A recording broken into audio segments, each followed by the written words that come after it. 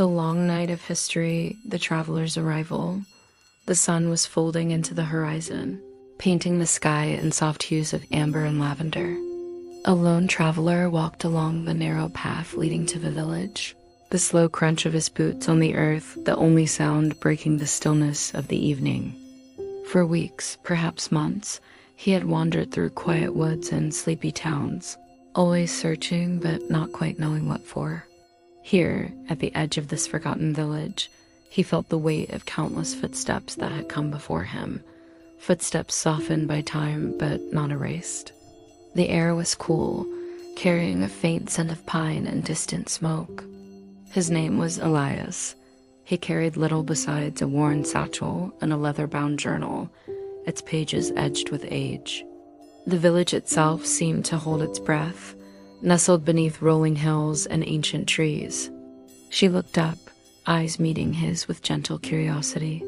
Houses with stone foundations and wooden beams stood silently, their windows glowing softly with candlelight. "I think I will." A small wooden sign hung crookly from a post, its faded letters spelling out the village's name, Eldermoor. It felt like a place caught between ages, untouched by the rush of the outside world. You'll find that here, history is not just in books or ruins. It lives in the moments between, like the quiet before dawn. No bustle, no clamor, only the steady rhythm of evening settling in. Elias paused at the entrance. "You've come just as the day turns to night. Will you stay a while?"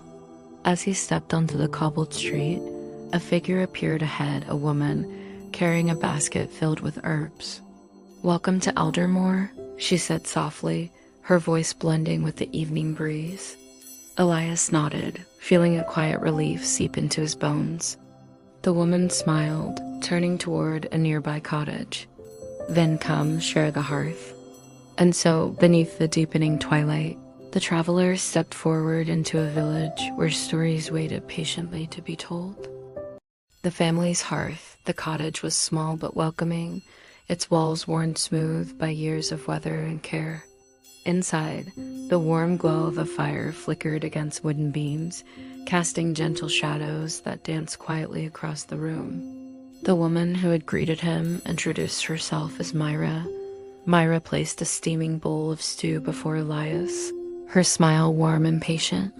Soon, she was joined by her family, her husband, a calm man with kind eyes named Tomas, and their 2 children, little Anna and quiet Sam. The scent of freshly baked bread mingled with the faint aroma of herbs hanging from the rafters. Elias settled by the hearth, the soft crackling of flames a comfort against the cool night air slipping through the windows. "What brings you to Eldermoor?" They moved with an easy rhythm, tending to chores with no hurry, as if time had slowed just for them. "History lives in this house, in the stories we tell each other, in the meals we share, and the songs we sing at night. You'll find no grand monuments here, but the past is never far. I want to understand how the past shapes the present in ways both grand and small." "You've traveled far," Thomas said, settling into a wooden chair. Elias hesitated, then opened his journal. "I'm searching for stories, pieces of history that have been forgotten or left behind." Myra nodded, her eyes reflecting the firelight. But in the simple act of gathering around a hearth, where stories warm the soul like the fire itself. Outside, the wind whispered through the trees, a gentle chorus that seemed to carry the weight of centuries. As the family spoke softly, sharing memories both joyful and sorrowful, Elias felt a quiet connection, deep in a tether to a world that was often lost amid the noise of modern life. Here, in this humble home, history was alive, not in grand events. The Scholars' Library, the village of Eldermoor, had an old stone building near its center, a library that looked as if it had grown from the earth itself. Thick ivy clung to its walls, and its heavy wooden doors bore carvings worn smooth by time. Rows upon rows of books, manuscripts, and scrolls lined the shelves, each whispering secrets of ages past. Her name was Lysandra, keeper of Eldermoor's history and guardian of its memories. Her fingers traced the spines of books as if greeting old friends. This is a collection of letters from villagers long gone. The scholar watched him, eyes reflecting the wisdom of countless years. Their hopes, fears, and dreams recorded in ink that still breathes. It is the quiet heartbeat beneath every day, the long night that stretches between past and present. A narrow spiral staircase led up to a small gallery where Elias soon met the village scholar. Elias found himself drawn there the next morning, eager to uncover the stories that lived within its quiet walls. Each footfall seemed to echo with the footsteps of those who had walked here long before him: farmers, children, wanderers, and dreamers. Inside, dust motes floated in beams of sunlight streaming through stained glass windows. He placed a hand on its rough bark and closed his eyes. In the quiet, memories stirred not his own, but shadows of lives intertwined with this land. A gentle breeze stirred, carrying faint scents of moss, wildflowers, and earth warmed by summer rain. After leaving the library, Elias found himself drawn to the forest's edge, where the air grew cooler and the sounds of the village softened into distant murmurs. It is in the lives lived between them, in the spaces where silence fills the gaps. The forest was a living archive, holding stories that no book could contain, stories not just told, but felt. History, he realized, lived here in the silent witness of the trees. She was an elderly woman with silver hair pulled into a loose bun and eyes sharp with curiosity. "You seek stories," Lysandra said softly, her voice a gentle thread weaving through the quiet. "But history is not just in words." She handed Elias a fragile manuscript, its pages yellowed and delicate. Elias opened the manuscript carefully, reading the faded script that spoke of love and loss, of seasons changing and children growing. "In time, you'll learn that history is not a distant shadow," Lysandra said. Elias felt a calm settle over him, as if the library itself was a sanctuary where time folded gently into itself. Whispering trees, the village lay cradled by ancient woods, where tall trees stretched skyward like silent sentinels. He stepped beneath the canopy, the leaves filtering sunlight into soft, shifting patterns on the forest floor. The trees, some gnarled with age, seemed to lean closer, their branches whispering secrets only the patient could hear. Elias paused beside an ancient oak whose roots twisted deep into the soil. He imagined the laughter of a child chasing sunlight through the leaves, the steady hands of a woodcutter shaping tools by firelight, the whispered prayers of those seeking comfort beneath these branches. Time seemed to slow, each breath drawn a thread connecting past and present. As the sun dipped lower, Elias left the woods with a newfound reverence, carrying with him the forest's quiet wisdom into the stillness of the approaching night. The night of reflection night had deepened over Eldermoor, wrapping the village in a soft blanket of stars. Inside the family's cottage, the fire had burned low, its embers glowing faintly in the hearth. Elias sat quietly, the gentle hum of the household around him blending with the rhythm of his thoughts. Outside, the world felt still, as if holding its breath. The long night stretched ahead, full of unspoken memories and quiet questions. Elias found himself thinking about the past that had led him here. The children had long since fallen asleep, their breaths steady and calm. The countless journeys, the fragments of stories gathered along the way, and the quiet moments in between that often went unnoticed. He traced the lines in his journal, words half-written, waiting to be completed. Mira sat nearby, sewing by candlelight, while Thomas softly hummed an old tune, the melody weaving through the room like a gentle breeze. In this peaceful night, the past seemed to mingle effortlessly with the present. Around the small kitchen table, Elias, Mira, and Thomas gathered, their faces quiet but open as the day began. "My grandmother used to tell me about the stars, how they guide those who wander. We pass what we can to the next, through words, songs, and sometimes just a look. The lives they had shared, the histories they carried, None of it felt distant or separate. He shared some of his own story, the roads he had traveled, the people he had met, and the loneliness that sometimes accompanied the search for meaning. Instead, he listened as Myra began to share stories, not the grand, sweeping histories found in books, but moments lived and remembered.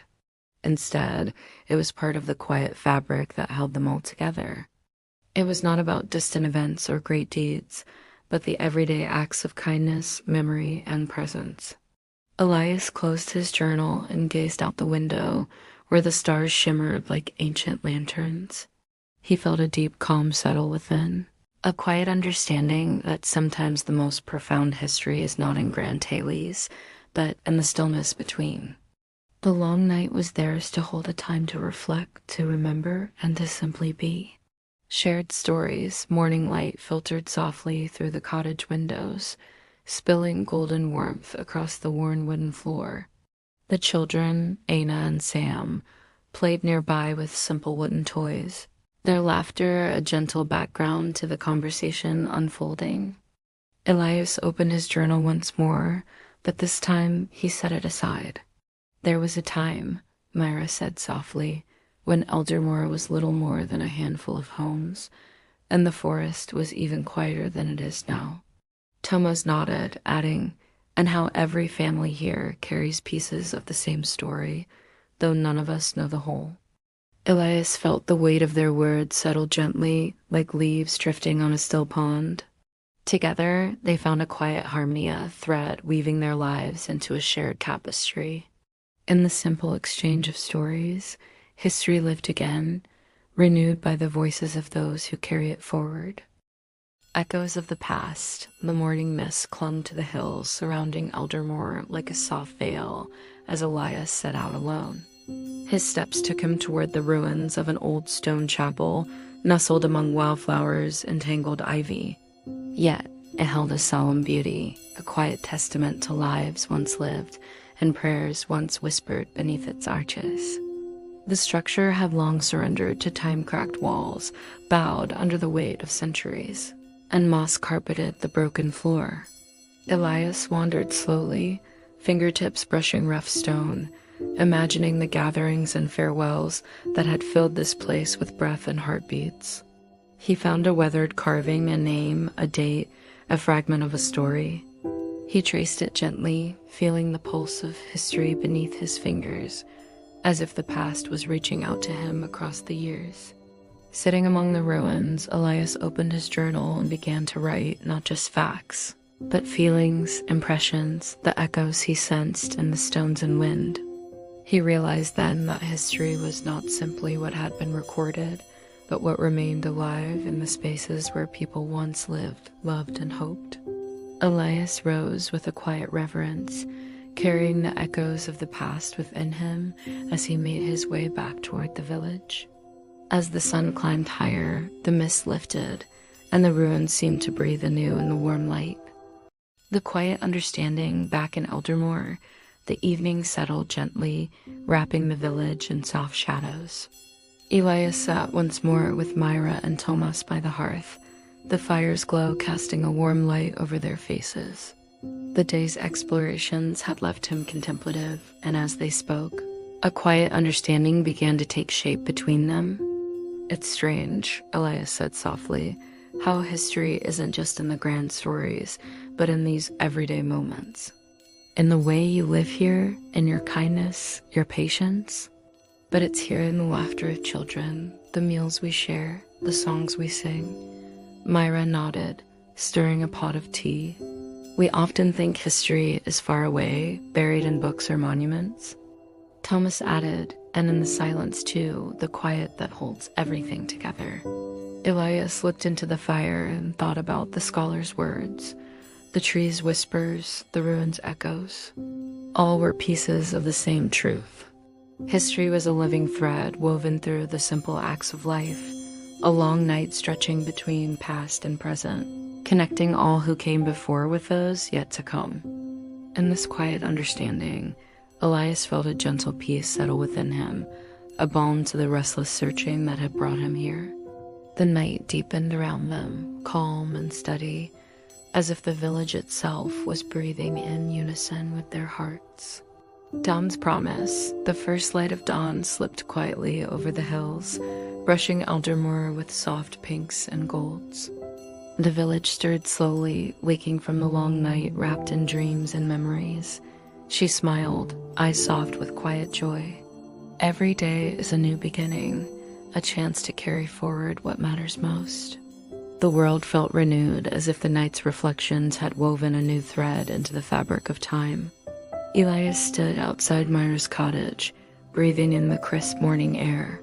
He realized that the stories he sought were not only echoes of the past, but seeds planted for the days to come. The satchel at his side was lighter now, filled not just with notes and memories, but with a gentle understanding of the world he had found here. Around him, the village came alive gently, the clatter of wooden shutters opening, the low murmur of voices greeting the day, the distant song of a bird welcoming the sun. He watched as Aina and Sam ran toward the fields, their laughter bright and unburdened, carrying the promise of a future still unfolding. Myra handed him a small bundle of herbs, and Thomas clasped his shoulder with quiet strength. And when the night feels long, remember that history is never truly behind us. It walks beside us in every step. But he felt a calm resolve, a steady heartbeat beneath the restless road. But in the way you live them, your kindness, your patience, the quiet strength of this place. Aina and Sam waved enthusiastically, their eyes bright with curiosity and farewell. Myra joined him, carrying a basket of freshly gathered herbs. The night was long, she said, but the dawn reminds us that history is not just what has been, it's what will be too. Elias nodded, feeling the weight of those words settle gently in his heart. With the rising sun, hope loomed quietly in the village, a promise held not in grand gestures, but in the steady rhythm of everyday life. The village slowly receded behind him, the stone cottages, the whispering trees, the old library, all part of a story that was now part of him. The traveler's departure, the morning light had softened into midday warmth when Elias gathered his belongings. The family stood by the gate, their smiles steady and kind. "I will carry your stories with me," Elias said softly, not just in words. Myra smiled. With a deep breath, Elias stepped onto the path leading away from Eldermoor. The journey ahead was uncertain, as all journeys are. History was not a wait, but a companion, a long night that stretched gently into dawn. And with that, Elias walked forward, carrying the quiet light of Eldermoor into the wide world beyond.